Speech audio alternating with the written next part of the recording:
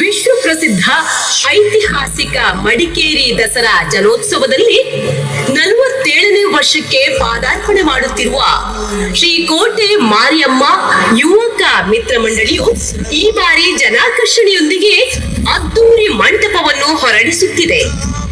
ವರ್ಷದಿಂದ ವರ್ಷಕ್ಕೆ ವಿಭಿನ್ನ ಕಥಾ ಸಾರಾಂಶವನ್ನು ಅಳವಡಿಸಿಕೊಂಡು ಟೀಮ್ ಕೆಎಂಟಿ ವತಿಯಿಂದ ಒನ್ ಟೀಮ್ ಒನ್ ಡ್ರೀಮ್ ಎಂಬ ಧ್ಯೇಯದೊಂದಿಗೆ ಮಂಟಪವನ್ನು ನಿರ್ಮಿಸಿ ಜನ ಮೆಚ್ಚುಗೆ ಗಳಿಸಿರುವ ಹೆಗ್ಗಳಿಕೆಯೊಂದಿಗೆ ಈ ಬಾರಿ ರಾಮಾಯಣದ ಸೀತಾಪಹರಣ ರಾವಣನ ಸಂಹಾರ ಎಂಬ ಕಥಾ ಸಾರಾಂಶವನ್ನು ನಿಮ್ಮ ಮುಂದೆ ಸಾದರಪಡಿಸುತ್ತಿದ್ದೇವೆ. ಜ್ಞಾನಕ್ಕಾಗಿ ಸಾಕಷ್ಟು ಅದ್ಭುತಗಳು ನಡೆದಿವೆ. ದೇವದಾನವರ ನಡುವಿನ ಕಾದಾಟ, ದಾನವರ ಸಂಹಾರ, ಲೋಕ ಸಂಕಷ್ಟ ಪರಿಹಾರದಂತಹ ಘಟನಾವಳಿಗಳು ಈ ಭೂಮಿಯಲ್ಲೂ ಸಂಭವಿಸಿದೆ. ಹೆಣ್ಣು ಹೊನ್ನು ಮಣ್ಣಿಗೆ ದುರಾಸೆಗೊಂಡು ಅತಿರಥ ಮಹಾರಥರು ನಾಶಗೊಂಡ ಉದಾಹರಣೆಗಳು ಸಾಕಷ್ಟಿವೆ. ಅಂತಹ ಘಟನೆಗಳಲ್ಲಿ ಒಂದಾದ ಸೀತೆಯ ಮೇಲೆ ಮೋಹಗೊಂಡ ರಾವಣನ ಸಂಹಾರ ಹೇಗೆ ನಡೆಯಿತು ಎಂಬ ಘಟನಾವಳಿ ನಿಮ್ಮ ಮುಂದೆ. ತಾಯಿ ಕೈಕೆಯ ಕುತಂತ್ರದಿಂದ ರಾಮ ಲಕ್ಷ್ಮಣ ಸೀತೆಯು 14 ವರ್ಷಗಳ ವನವಾಸಕ್ಕೆ ಹೊರಟರು. 12 ವರ್ಷಗಳ ವನವಾಸ ಮುಗಿದು 13ನೇ ವರ್ಷಕ್ಕೆ ಪಂಚವಟಿಗೆ ಬಂದು ಸೇರಿದರು.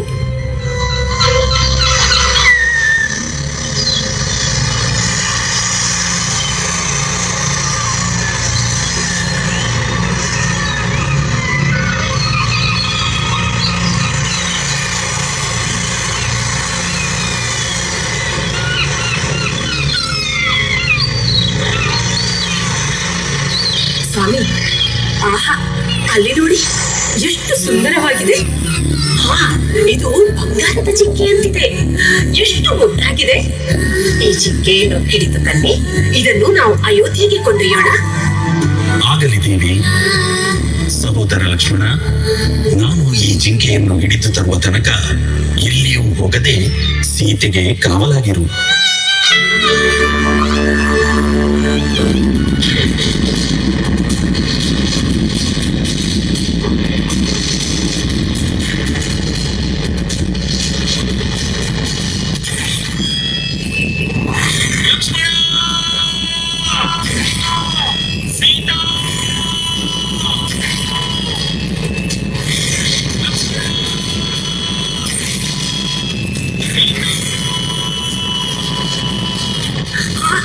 ಲಕ್ಷ್ಮಣ, ನಿನ್ನ ಸಹೋದರನಿಗೆ ಏನೋ ತೊಂದರೆಯಾಗಿದೆ.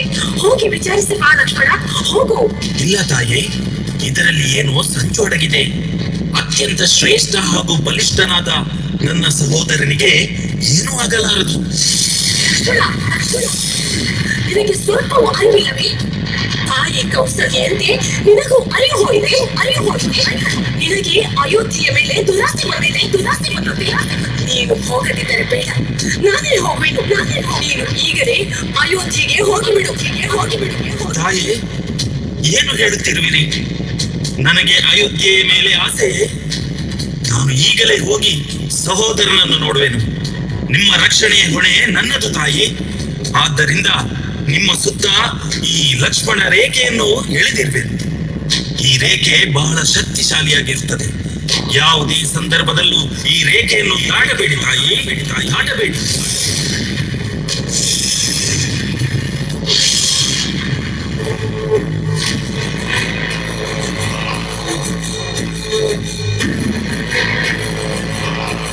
ಭವತಿ ಭಿಕ್ಷಾಂ ದೇಹಿ ದೇಹಿ. ತಾಯೇ ಭವತಿ ಭಿಕ್ಷಾಂ ದೇಹಿ ಭವತಿ ಭಿಕ್ಷಾಂ ದೇಹಿ ದೇಹಿ. ಮುನಿವರಿಯರೇ, ನಮೋ ನಮಃ. ದೀರ್ಘ ಸುಮಂಗಲೀ ಭವ. ಒಬ್ಬಂಟಿಯಾಗಿರುವೆಯಾ ಮಗಳೇ? ಈ ಮುನಿವರಿಯರಿಗೆ ಭಿಕ್ಷೆ ನೀಡುವೆಯಾ? ಆಗಲಿ ಮುನಿವರಿಯರೇ. ಸ್ವಾಮಿ, ದಯಮಾಡಿ ಮುಂದೆ ಬಂದು ಈ ಭಿಕ್ಷೆಯನ್ನು ಸ್ವೀಕರಿಸುವಿರಾ? ನಾನು ಎಲ್ಲಾ ಬಾಂಧವ್ಯಗಳನ್ನು ತ್ಯಜಿಸಿದ ಮುನಿವರಿಯ. ಯಾರ ಮನೆಯ ನೆರಳು ನನ್ನ ಮೇಲೆ ಬೀಳಬಾರದು. ನೀನು ಇಲ್ಲಿಗೆ ಬಂದು ಭಿಕ್ಷೆ ನೀಡು. ಕ್ಷಮಿಸಿ ಮುನಿವರ್ಯ, ನಾನು ಅಲ್ಲಿಗೆ ಬರಲಾರೆ. ಲಕ್ಷ್ಮಣನ ಆಜ್ಞೆಯಾಗಿದೆ. ನೀವು ಇಲ್ಲಿಗೆ ಬಂದು ಭಿಕ್ಷೆಯನ್ನು ಸ್ವೀಕರಿಸಬಹುದು. ಅವಮಾನ, ಘೋರ ಅವಮಾನ. ನಾನು ನಿನ್ನ ಅನ್ನದಾನವನ್ನು ನಂಬಿ ಬರಲಿಲ್ಲ. ನೀಡುವುದಾದರೆ ನನ್ನ ಬಳಿ ಬಂದು ನೀಡು. ಇಲ್ಲವಾದರೆ ನಾನು ಹೋಗ್ವೇನು. ಆದರೆ ಒಂದು ವಿಷಯ ತಿಳಿದುಕೋ. ಮನೆ ಬಾಗಿಲು ಅರಸಿ ಬಂದ ಮುನಿವರಿಯರಿಗೆ ಭಿಕ್ಷೆಯನ್ನು ನೀಡಲು ನಿರಾಕರಿಸಿದ ನಿನಗೆ ಆ ಭಗವಂತನು ಕ್ಷಮಿಸಲಾರ. ಇಡುವೆನು ಶಾಪ. ಈಶ್ವರ ಇಲ್ಲ ಮುನಿವರೇ, ಶಾಂತರ ನಾನೇ ಬಂದು ಭಿಕ್ಷೆಯನ್ನು ನೀಡುವುದು. ಮಂಗಳವಾಗಲಿ. ಈಶ್ವರನ ಆಶೀರ್ವಾದ ನಿನ್ನೊಂದಿಗಿತ್ತು. ಈ ಭೂಲೋಕಕ್ಕೆ ರಾಣಿಯಾಗುವೆ.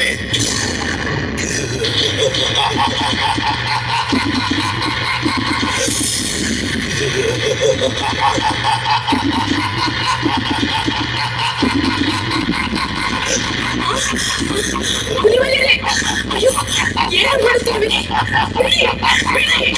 ಇಲ್ಲವಾದರೆ ನಿಮ್ಮ ಪ್ರಾಣವನ್ನು ತ್ಯಜಿಸಬೇಕು. ಬಿಡಿ.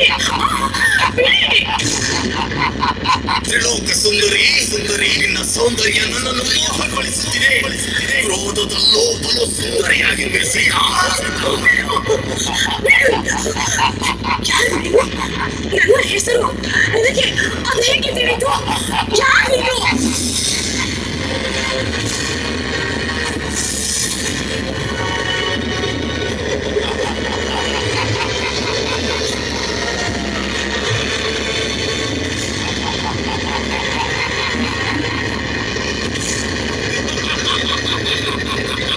ನಾನೇ ರಾವಣ, ಲಂಕಾಧಿಪತಿ ರಾವಣ.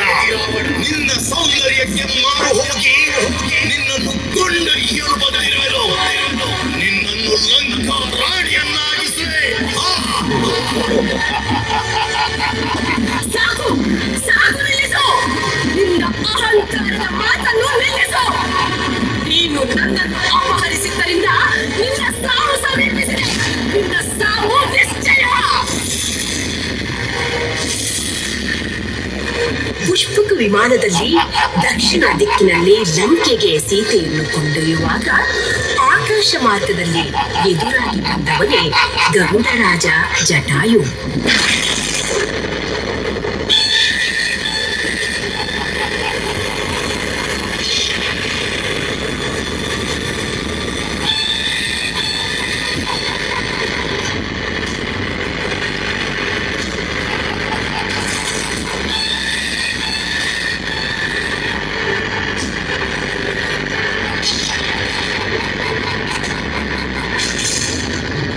ಎಲೆ ದುಷ್ಟ ರಾವಣ, ಒಬ್ಬ ಅಭಿನಯನ್ನು ಅಪಹರಿಸುತ್ತಿದೆಯಲ್ಲ. ನಿನ್ನಲ್ಲಿ ಪರಾಕ್ರಮ ಇರುವುದೇ ಆಗಲಿ. ನನ್ನೊಡನೆ ಹೋರಾಡು. ಬಾ ಯುದ್ಧಕ್ಕೆ.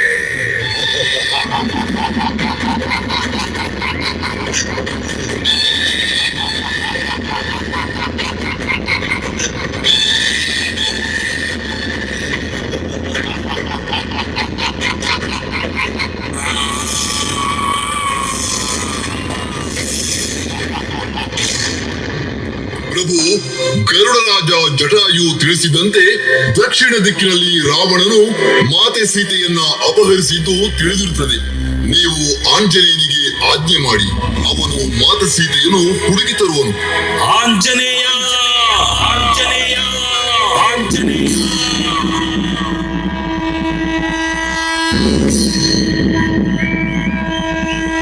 ಆಗಲಿ ಪ್ರಭು, ನಾನು ಈಗಲೇ ಹೋಗಿ ಮಾತೆ ಸೀತೆಯನ್ನು ಈ ಕರೆತರುವೆನು. ಜೈ ಶ್ರೀರಾಮ್.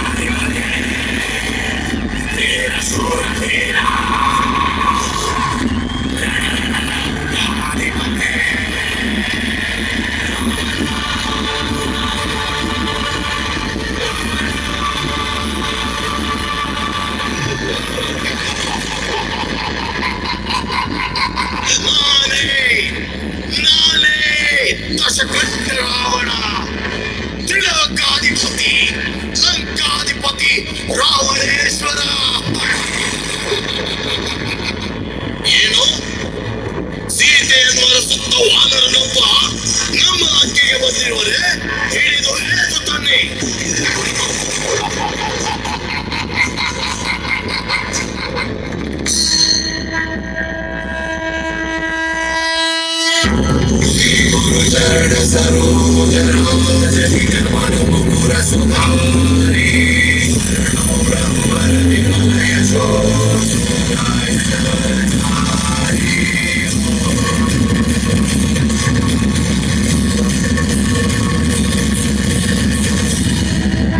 ಎಲೆ ದುಷ್ಟ ರಾವಣ, ಮಾತೆ ಸೀತೆಯನ್ನು ಅಪಹರಿಸಿದ್ದೇ ದೊಡ್ಡ ಅಪರಾಧ. ಮೊದಲು ಮಾತೆಯ ಕ್ಷಮಾಪಣೆ ಕೇಳಿ ನನ್ನೊಡನೆ ಕಳುಹಿಸು, ನಿನ್ನನ್ನು ಕ್ಷಮಿಸುವೆನು. ಎಲೆ ಕಪೀಶರೇ, ನೀನು ನನ್ನನ್ನು ಕ್ಷಮಿಸುವುದೇ? ನಿನ್ನನ್ನು ನಾನು ಈಗಲೇ ಸಮುದ್ರಿಸಬಹುದು, ಆದರೆ ನಾನು ಹಾಗೆ ಮಾಡಲಾರೆ. ಏಕೆಂದರೆ ಮಹಾನ್ ಶಕ್ತಿಶಾಲಿಯಾದ ನಾನು ಒಂದು ಕಪಿಯನ್ನು ಸಂಹರಿಸುವುದೇ? ರಾಕ್ಷಸ ವೀರರೇ, ಈ ಕಪಿಯ ಬಾಲಕ್ಕೆ ಅಗ್ನಿಯನ್ನು ಸ್ಪರ್ಶಿಸಿ ಲಂಕೆಯಿಂದ ಓಡಿ ಹೋಗಲಿ.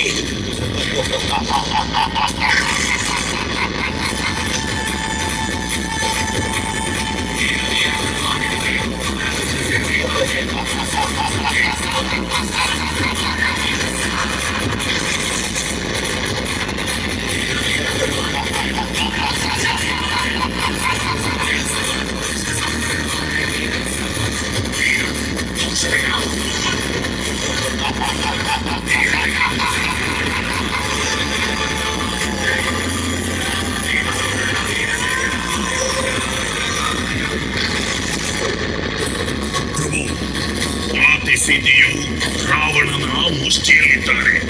ಬನ್ನಿ, ರಾವಣನನ್ನು ಸಂಹರಿಸಿ ಮಾತೆಯನ್ನು ಬಂಧನ ಮುಕ್ತಿಗೊಳಿಸುವ. ಬನ್ನಿ. ಜೈ ಶ್ರೀರಾಮ್, ಶ್ರೀರಾಮ್.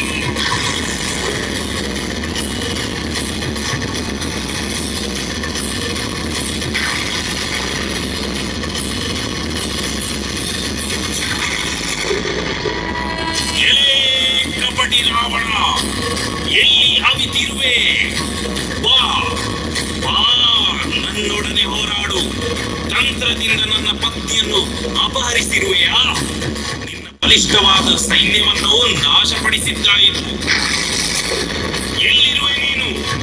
ಬಾ ಬಾ ಬಾ, ನನ್ನೊಡನೆ ಹೋರಾಡು.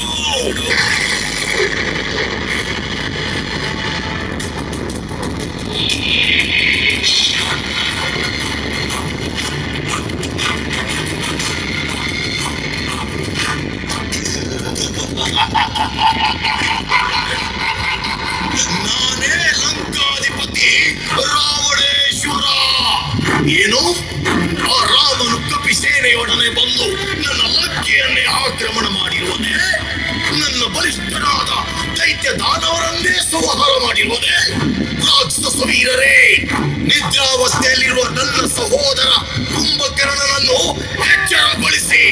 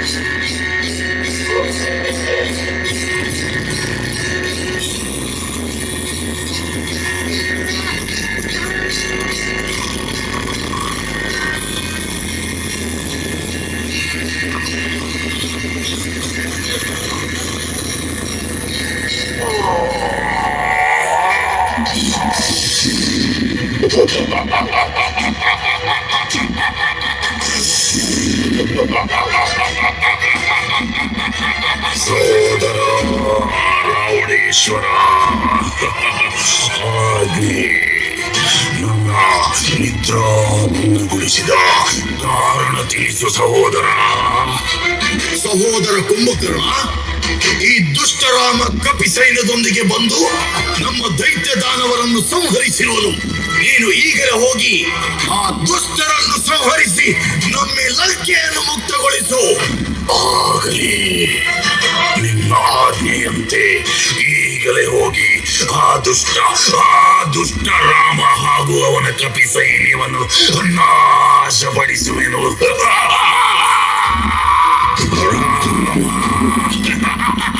ಲಕ್ಷ್ಮಣ, ಆಂಜನೇಯ, ನನ್ನ ಈ ದೈತ್ಯ ಶರೀರವನ್ನು ನೋಡಿಯೂ ಇದರಲ್ಲಿ ನನ್ನೊಂದಿಗೆ ಯುದ್ಧ ಮಾಡಲು ಬಂದಿರುವೆನು. ಬನ್ನಿ ಬನ್ನಿ ಬನ್ನಿ, ನನ್ನೊಂದಿಗೆ ಮಾತಾಡಿ. ಜೈ ಶ್ರೀರಾಮ್.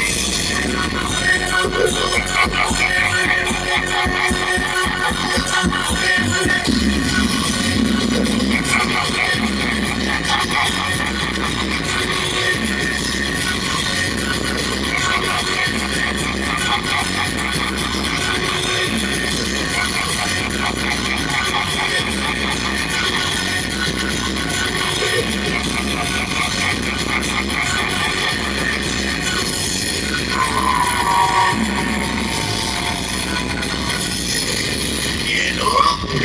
ಸಹೋದರ ಕುಂಭಕರ್ಣನು ಹತನಾದರೆ ಇನ್ನು ಉಳಿದವನು ನಾನೇ. ನನ್ನನ್ನು ಹತ ಮಾಡುವುದೇ ಸಾಧ್ಯವಿಲ್ಲ. ನಾನು ಚತುರ್ದಶ ಮೂಲ ಭಯಂಕರನಾದ ಲಂಕೇಶ ರಾವಣ, ಸರ್ವತ್ರ ಸರ್ವತಂತ್ರ ಸ್ವತಂತ್ರನಾದ ಪ್ರಬುದ್ಧ ರಾವಣ, ಎಲ್ಲ ಬ್ರಹ್ಮಾಂಡ ತಂಡೋಪತಂಡಗಳಲ್ಲೇ ಚಂಡಾಡಬಲ್ಲ ದಂಡು ದಾಳಿಗಳ ಮಂಡಲ ನಾಯಕನಾದ ಗಂಡನೆಯ ಗಂಡನಾದ ಪ್ರಚಂಡ ರಾವಣ. ಇದು ನೋಡು ರಾಮ, ನನ್ನ ದಶಾವತಾರ. ನೋಡು ರಾಮ, ನನ್ನ ದಶಾವತಾರ. ನಾನೇ ದಶಗಂಟ ರಾವಣ. ನಾನೇ ಲಂಕಾಧಿಪತಿ ರಾವಣ.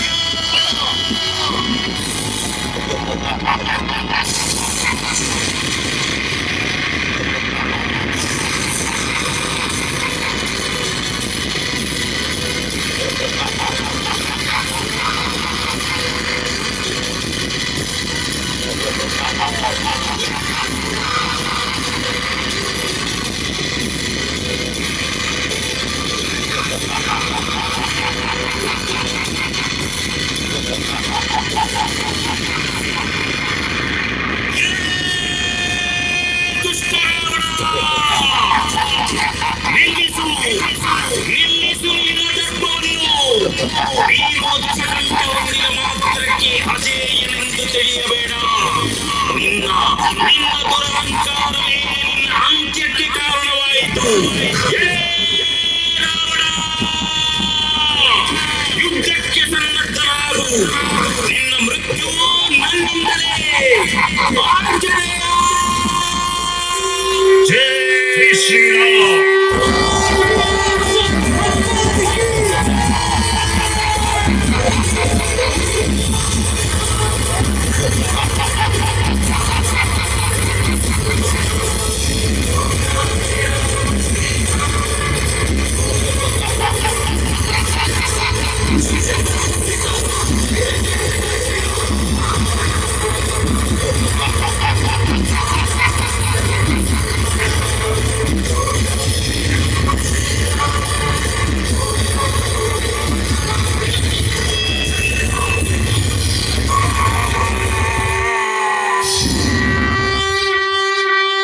ಬನ್ನಿ ಭಕ್ತಾದಿಗಳೇ, ಪಟ್ಟಾಭಿಷೇಕಗೊಂಡ ಶ್ರೀರಾಮನೊಂದಿಗೆ ಲಕ್ಷ್ಮಣ, ಸೀತೆ, ಆಂಜನೇಯರ ದರ್ಶನ ಪಡೆದು ನಮ್ಮ ಜೀವನ ಪುನೀತಗೊಳಿಸೋಣ. ಸೀತಾಯ ಪದಯ